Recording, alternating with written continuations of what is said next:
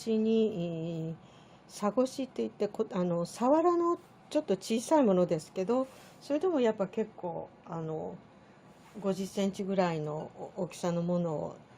いただいたので、これを3枚におろしたところです。で、これを今日は半分はサゴハチにつけようと思います。で、半分は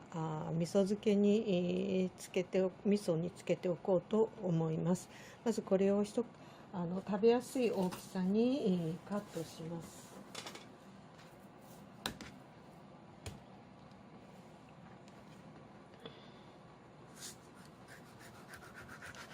少し、スライスしたような状態で、一切れずつに、カットします。まずサゴハチの方は常備のサゴハチの素がありますので、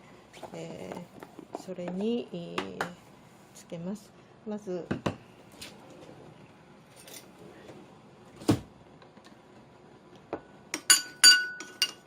底に敷いて上から塗っていきます。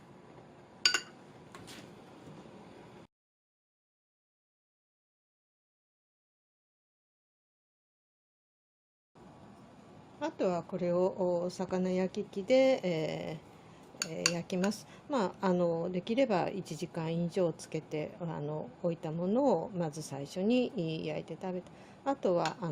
つけて冷蔵にしてもいいですし、長くかかるようならフリーザーバッグの中に入れて、そのまま冷凍して、凍ったままを焼いて食べてもいいと思います。